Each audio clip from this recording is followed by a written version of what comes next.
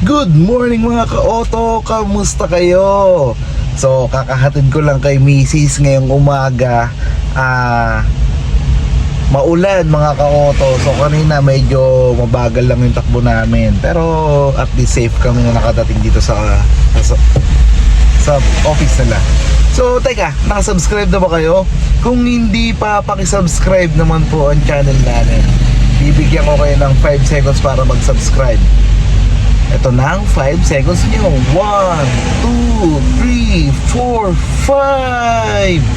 5. Pakisubscribe naman po ang channel namin. Then mga ka-auto, may pag-uusapan tayo ngayong araw. Napakahalaga nito sa ganitong panahon mga ka-auto. So samahan nyo ako at i-discuss natin ngayong araw. Simulan natin yung video na yan after ng intro na to.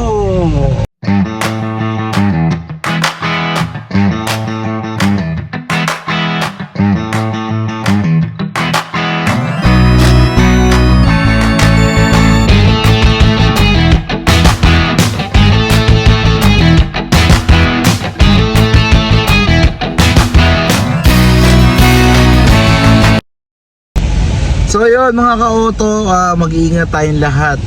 Panahon na naman po ng tag-ulan. Yan. Maulan na naman, makaka-experience na naman tayo ng mga pagbaha.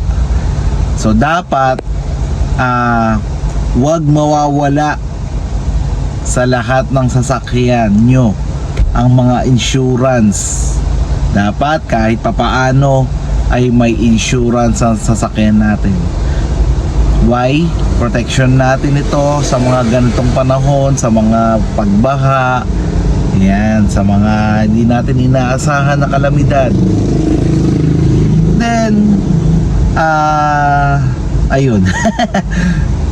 Kung kailangan nyo ng insurance, car insurance, may offer ako sa inyo. May nagbebenta din nga pala ako ng insurance mga ka-auto.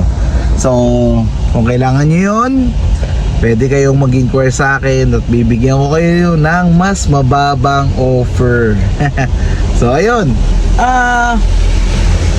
siguro naman lahat ng may mga bagong sasakyan ay may insurance. I-renew nyo po yun after 1 year.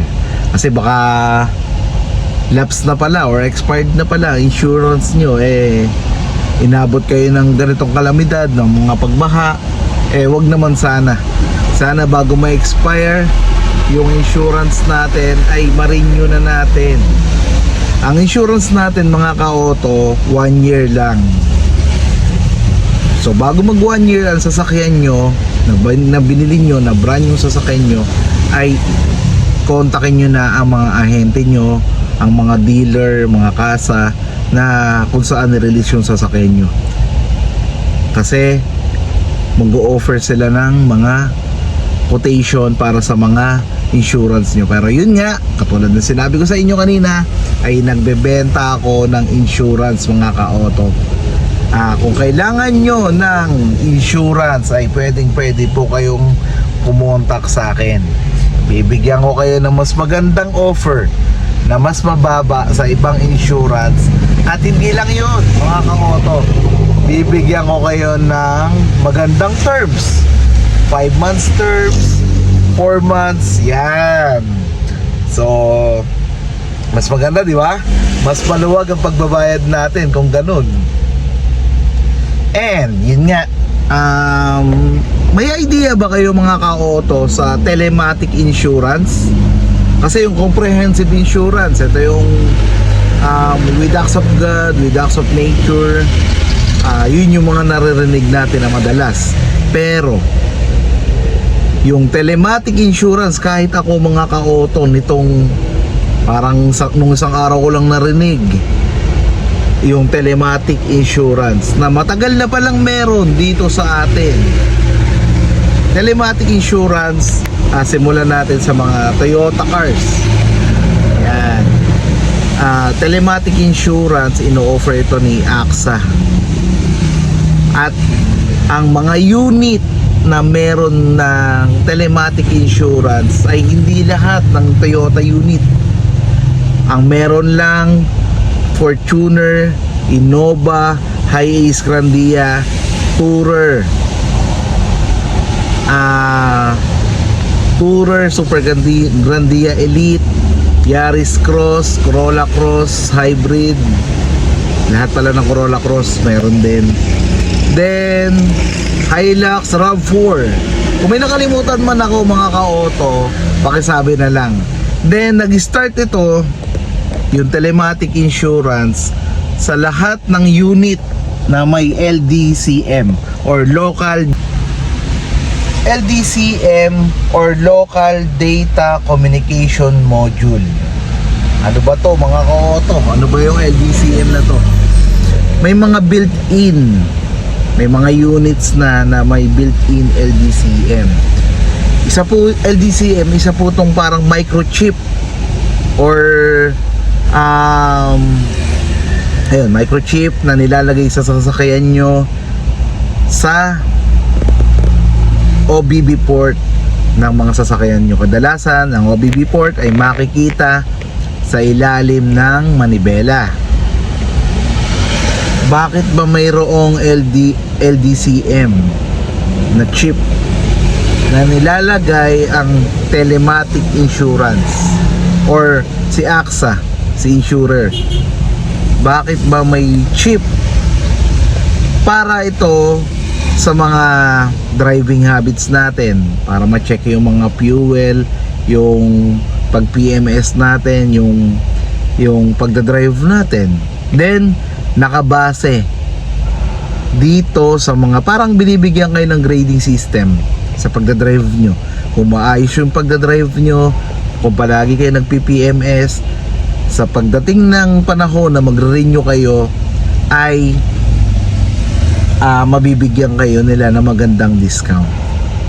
So protection din to. Halimbawa, wag naman sana sa mga carnap, ang LDCM ay parang chip nga, yun nga, na makikita ang galaw ng sasakyan mo, kung saan to dinala, kung saan ito pinark, makikita ito. Yun yung tulong ng telematic insurance. So meron din tong subscription, 2-year subscription. Pero hindi ibig sabihin at kapag naka-subscribe kayo ng 2 years, insured na kayo in 2 years. Hindi po. Uulitin ko, ang insurance po ay 1 taon lamang. Kahit anong insurance pa yan, every year nire-renew natin. Pero yun nga, malilito kayo dahil may 2 years subscription. Bakit? Ibig sabihin ba 2 years akong insured na sasakyan ko? Hindi po. 2 years subscription lang po, yung para ma-check yung unit nyo, yung mga driving habits nyo. Pero yun nga, kailangan kung gusto nyo matuloy yung ganong sistema, kailangan nyo pa rin pong mag-renew ng insurance kay AXA. So para po matuloy yung serbisyo ni telematic insurance, ay kailangan nyo pa rin po mag-renew or magbayad kay AXA. Sa mga Fortuner, actually kung bakit ko to na bigyan pansin yung telematic insurance, kasi meron kaming kaibigan na ang unit niya ay Fortuner LTD. So niisip namin kung pasok ba siya sa telematic insurance. Ito na, bibigyan muna natin pansin ng mga units na merong telematic insurance. Nagsimula po ang telematic insurance, yun nga, kung ang unit nyo ay na-release noong Enero 2023. Yan, simula January 2023. At ang unit nyo ay Hilux, RAV4, Fortuner, Innova, Camry, GL Grandia, Tourer, Super Grandia Elite, Corolla Cross, Yaris Cross, yan. Pasok po kayo, pasok po ang unit nyo na may built-in telematic insurance or yung tinatawag na built-in LDCM or yung local data communication module. So kung na-release nyo po ang sasakyan nyo ng ganong taon, ay posible po mayroon siyang LDCM. So yung telematic insurance po ay i-offer po sa inyo ng AXA, at connected po ito sa Toyota app natin. So yun lang po mga ka-auto. Ngayon ko lang kasi narinig yung telematic insurance. So sabi ko, bakit kaya, ano kaya yung telematic insurance? So para pagdating ng panahon, makalimutan ko man yung telematic insurance, babalikan ko lang tong video na to. Kung hindi man, kung may mga nakalimutan ako, malamang meron. Kasi nga bago lang din sa akin pandinig. Kung naghahanap kayo at gusto nyo maintindihan yung, magkaroon kayo ng konting idea sa telematic insurance, ay para sa inyo ang video na to. So nasabi ko lang din po ito kasi nga sa panahon ngayon ay maulan, andyan yung mga pagbaha,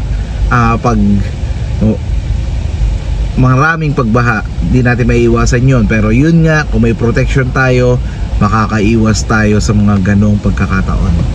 So mga ka-auto, kung meron man akong nakalimutan, paki-comment po below kung ano man po yung mga unit na kasama doon at di ko nasabi, paki-comment po below. Then tatalakayin natin, pag-uusapan po natin ulit ang telematic insurance na yan. So mga ka-auto, hanggang dito na lamang po ang video na to, at papasok pa ako sa aking trabaho sa Mitsubishi. So sana nagkaroon kayo ng konting idea. Syempre, itong sinasabi ko pong ito ay hindi po accurate. Base lang po ito sa aking nalalaman. Ngayon, kung may kulang man po, pwede po kayo magsarili ng research at malaman nyo po yung, syempre, yung gusto nyo malaman. Pero yun nga po, ang video na to, para lang magkaroon tayo ng konting idea about sa telematic insurance. Kung meron po kayong mga gustong itanong, pwede niyo po sa akin i-PM, i-comment below. At yun nga, pwede rin po kayo magtanong sa mga insurer nyo. And yun nga, kung sakali gusto nyo bumili ng isang insurance, ay pwede po ako mag-offer sa inyo ng mas mababa at mas flexible yung term. So hanggang dito na lang mga ka-auto. Mag-ingat po tayong lahat. God bless po sa ating lahat. Mag-ingat po tayo ngayong maulan na panahon. Hanggang dito na lamang mga ka-auto. God bless po sa ating lahat. Bye!